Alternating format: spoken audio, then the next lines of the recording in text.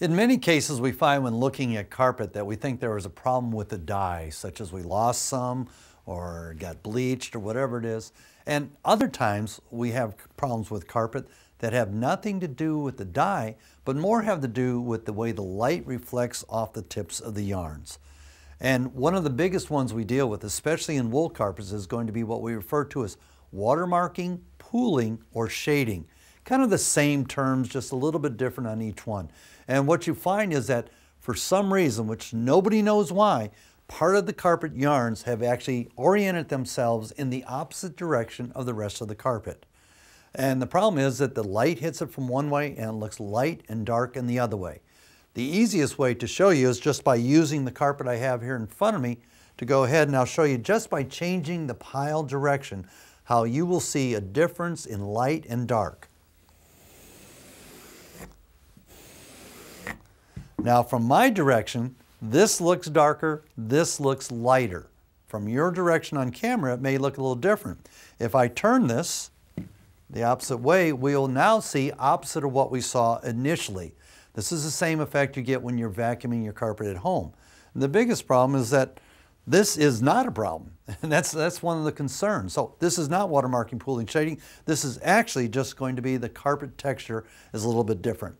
One other area that we may run into, and this one's a little bit more problematic, but it's a real profit idea, is occasionally when carpets are being brought up to wherever their final resting place is going to be, the core that is inside of a large carpet roll is actually going to be made of cardboard. Sometimes it's defective and it crushes. As it does that, the weight of the carpet roll from the top to the bottom is crushing all the yarns that are on the bottom of the roll. As you roll the roll out into the building, you'll find that you have part of the carpet is sitting upright, part of the carpet yarns are laying down, the part that was on the bottom side of the roll. So as they roll it out, you get light, dark, light, dark, light, dark. If it is a nylon carpet, then you have a good chance of bringing that back to its natural state by using a truck mount or a hot portable steamer, or even if it's a small job, a small hand steamer, and then grooming the carpet up, and that should bring it back to its normal state. One other thing that I want to show you, and this is going to be something that is a permanent damage, usually due to a lack of vacuuming, and that would be where the carpet fibers themselves, being a plastic material, have scratched and abraded from the gritty soil that's tracked in from outside. What I have here is I've taken this plastic tube, because we talk about plastic being the major carpet fiber that we deal with. It's oil, but it's turned into a plastic material.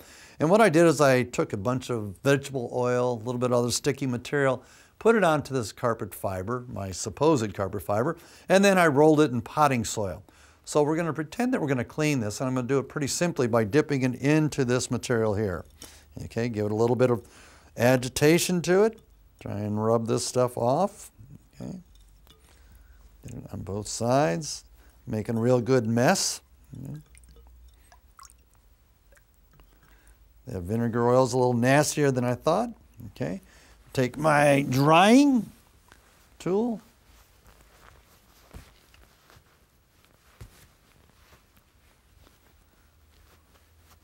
Get this dried off as well as I can.